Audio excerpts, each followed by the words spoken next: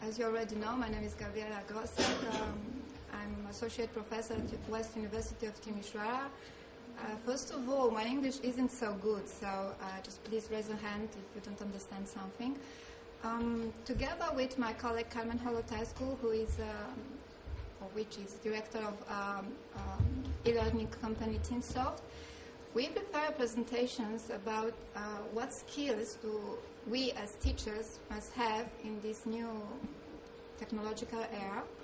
And I don't know if it is properly English word educational archaeologist or not, but the main idea is just to dig into the old web and to see what the new web has to offer to us, teachers, students, researchers, everything related with education. So the main idea was to define what an educational archaeologist is, and we took the definition from actually a dictionary, and we paraphrase and say that a social media educational archaeologist is basically an educational actor, teacher, librarian, policymaker, whatever, who examine new online resources like social media sites or digital objects to learn about how to revise the own pedagogical act and how to comply with the pedagogical concepts so as to favor students' learning. That's the main point. So not only their learning, but also their personal and professional development. And recently on the Jane Hart blog, we've found this map. As you can see, there are some things that will disappear and things that will appear in the near futures, like intimacy, handwriting, and so on. So that's the main point of our presentation. What should we take from the past and make it for the future? So our to-do list is to what extent social media represents a new stage in the educational process. How important do teachers consider these new social media instruments to be? I'm sorry, I think I will repeat some words and some ideas from my previous speakers, so indulge me. What are the educational features of social media to be interesting to us as teachers? How can we identify the most suitable social media educational applications, because that's an issue? Do we know which social media tools are most used by our students or not? Which are the most popular within teachers' communities? Because something may actually work for English teachers, but not for social sciences or math teachers. And how are they used? Do social media really help students' education? How can we as teachers and researchers, faculty, staff, and so on, use social media in teaching, learning, research activities? How can we be smart, effectively smart? So, in a so-called ubiquitous network society, for us it seems only natural that the technology behind the internet becomes one of the main topics for reflection and educational practices, as well as a focus for of graduate and our postgraduate studies. Nowadays, as you already know, both educators, students too, from all over the world are spending more and more time within this new form of social reality, if we can call this social reality. So the current debates on whether or not to introduce social web technologies into higher education are useful, but we think ultimately worthless without experience, creativity and innovation. You have to be in front of your time. The desire to think of the educational process in absolutely completely new terms, as Professor Levin said before.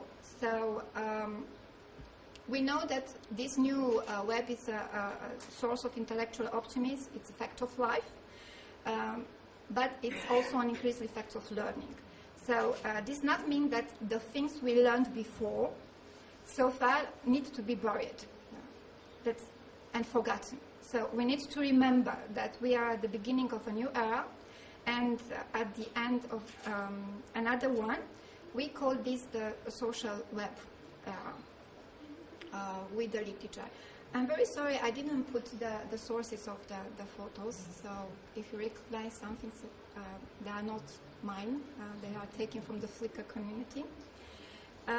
As my previous speaker said, there is a bunch of tools there that we can use anytime, any place, anywhere, with anybody. It's the social media landscape built on Web 2.0 technologies. I will not go further into this.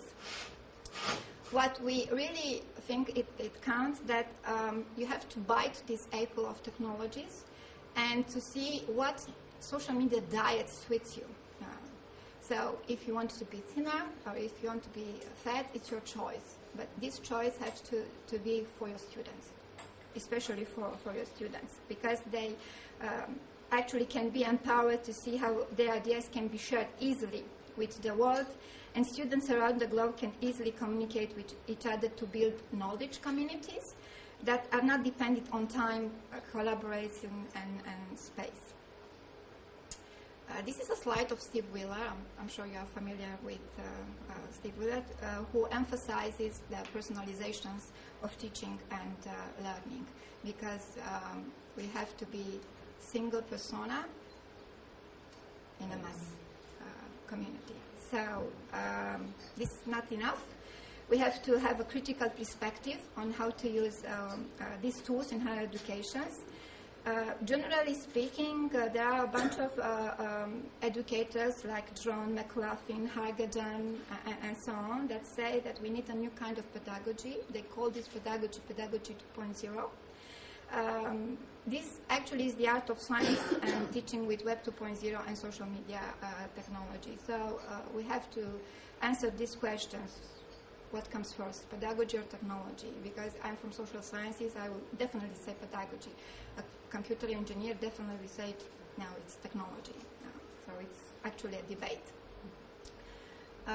So central to these visions is an awareness of the needs to some answers, like the following, with the emergence of this Web 2.0 and social media, what sort of education do we want to the future?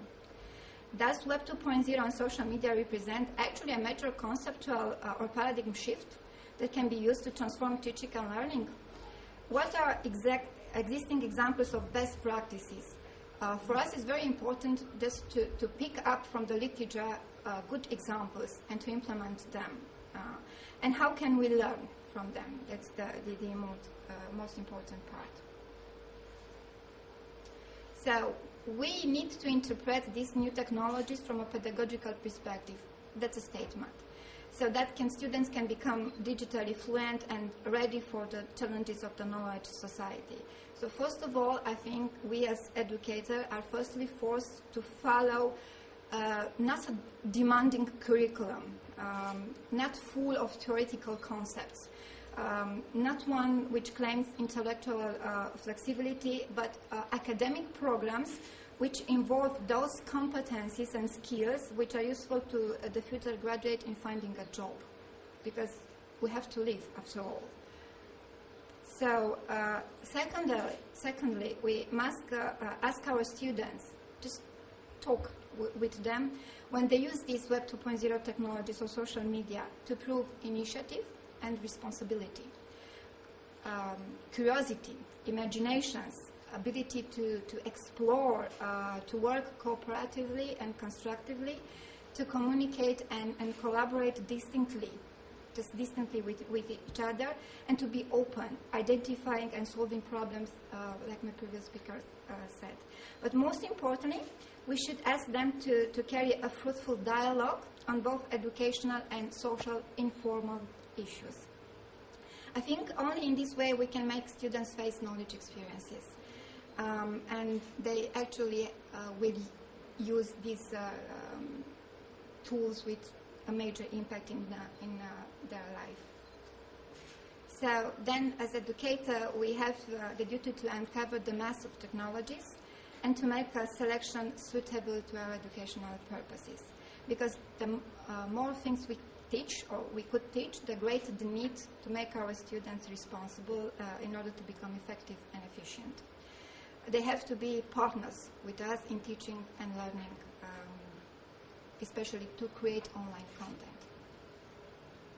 So, is Web 2.0 or social media a vector of innovation in education? Yes. There is a lot of literature that says and prove, and that models that my previous speakers just present us said that, emphasize that, because it continually modifies the classical paradigm that we already know of generating and conveying knowledge.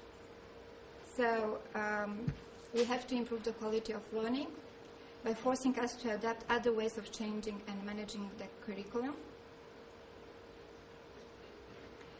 We have to facilitate new educational context with new procedures, rules, relations, informing and cultivating the young generations. We have to support the educators with tools and services which are easy to handle, because I have a lot of colleagues that are afraid to use new technology. This is not for me. I have an age. This is not for me. And make it a general practice, especially because these technical tasks can be solved actually more easily with help. And, of course, to contribute to society, to be good persons, good citizens, not only digital citizens, but good persons in real life. We have to change our learning styles, because if we don't change, our students will not do it. And we have to do it in a distributive and continuous way. And the main issue is how to motivate the students to change us.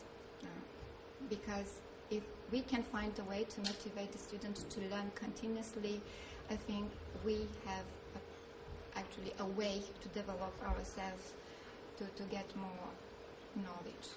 So first of all, we need to build other academic programs. Just forget, our colleagues said during the break, there is a new current from Media Lab, antidisciplinary. It's very challenging, so just collapse everything and build your info here. We have to bring together parents, friends, the social networking of our students to educate together, to be one big happy family, if it's possible. And if we encounter problems, okay, we have to deal with that properly. How? We have to deal with immediate repercussions, and just to solve them, to generate new contents. So I think the most important issue is the ignorance of educators in solving problems. So we have to overcome this, because this ignorance actually it materializes in intellectual and academic dogmatism, for example, the erosion of creativity, precarious training, after all, annoyed reactions from what we call basement communities, the gossips now and economy, which can many times be tempted to consider introducing Web 2.0 technologies in our institutions, tensions, work relations, and so on. So under these circumstances, we believe it's necessary to consider our roles of educators. What is my role in teaching? As Sir Arthur Clarke says, so we have to assume a new attitude, but without going to extremes.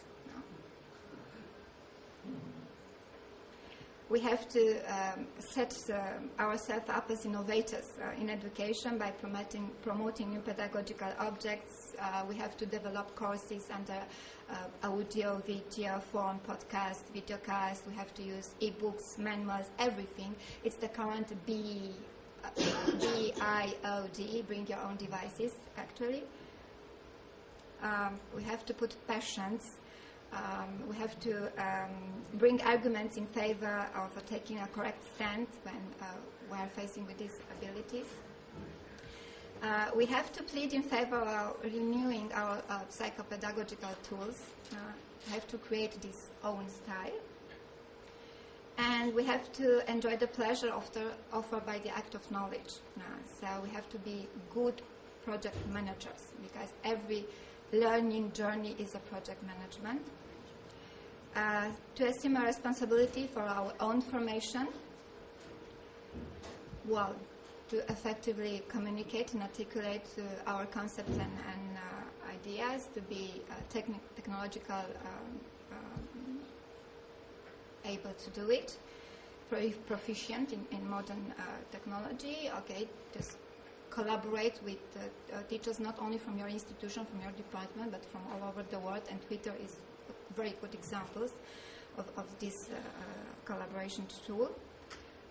We have to encourage more collaborative learning between teachers and students. And of course, least but not last, we have to spend a great amount of time. Sometimes it's to the detriment of family. We don't have enough time.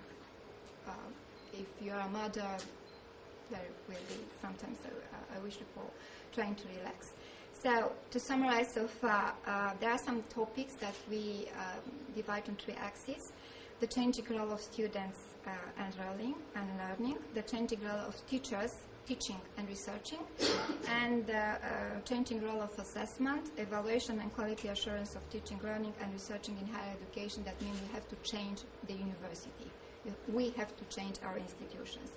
So we know in the literature there is this concept, students 2.0. The learning process must be personalized, so we have to create a new kind, not a second hand learning, but a participation, more active, a student's autonomy, and so on. So what the needs of our students are, well, those both educated and students must be prepared to face all the advantages and disadvantages that the new era will bring, and to develop new opinion, to debate current issues in an organized and current manner. There is a saying in Romanian, the teacher is always right. We need to forget this. The teacher is not always right. So we need to learn with students together to build a personal learning environment and a personal learning network. We have to rely on our personal learning network, because it's a personal network of knowledge after all. We need to be receptive to the world around students and to develop and foster their sense of discovery in order to find new and exciting ways of understanding the social aspects of Web 2.0 technology. We need to develop in them oral or written communication using Web 2.0 tools, analytical and synthetic thinking, flexibility, and above all teamwork skills. And to be a child forever, we have to stimulate this curiosity and help students understand the rise of social media, the rise of Web 3.0. I don't know, maybe in the near future we'll have digital battlers, and so on, just to be curious. Our students have to be capable of understanding the vocabulary world. Our main issue as a teacher is if the student can understand the text, he can solve the problem. So we need to give them a whole set of new technological dictionary words. To develop a positive feeling of responsibility for their work in social media environments. Most students worry about marks, grades, and many only become motivated when they want to get a good grade. Look, I have a A+. We're trying to make them go beyond these aspects, to encourage them to take risks and to feel free, and to try new ideas and experiments in informal settings. Just go outside university and do courses, I don't know, in a garden, for example, not in a pub, but a coffee shop will be suitable. So, as my previous speaker said, we need new literacy, like social networking, transliteracies, privacy maintenance, identity management, creating content, organizing content, self-presenting. Most of the students don't know to present themselves. They don't know how to write a good CV, a good resume, and now it's the case of social media resume. So if they face problems, we together have to solve digital literacy. Whose responsibility is? Theirs or ours? We need to teach them about privacy and security, about sharing content and information. Like Professor Levin said, Facebook, and you also said they put Facebook what they eat last night or at a party. So are we teachers 2.0? Do we need to change our roles? Because using social media in order to develop teaching, learning, researching, we change the ways in which we work.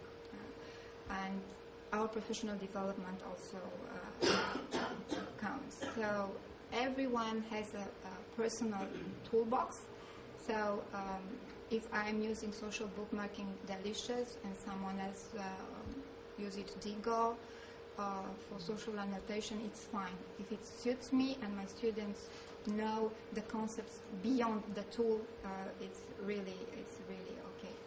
So the teacher must be prepared to not constrain students as part of the learning act. We have to act like managers, facilitators of learning. And that's the role of our university to support us. Do we have to change our university role, our university structures? Because in order to use social media, the universities not only have to understand or to consider the potential costs, both physical and human, but it's necessary to consider values, functions, and roles. And most universities have a Facebook page recently, or a Twitter account. It's not enough. We have to interact. We have to attract persons to write on our Facebook wall, to post Twitter, and so on. Why? Because our students need to get a job after they graduate. So they have to be proud and say, I graduated from that university. It was my university, and that company hired me. So particular levels of skills of knowledge is our task. So the role of managers of our institution has to be changed. They have to interact with us, with students to meet the community needs, first of all. You know the case of Stanford, MIT, OpenYale. They all open courses. We have MOOC now. If it's a debate, it's suitable or not for education, it's not the case here.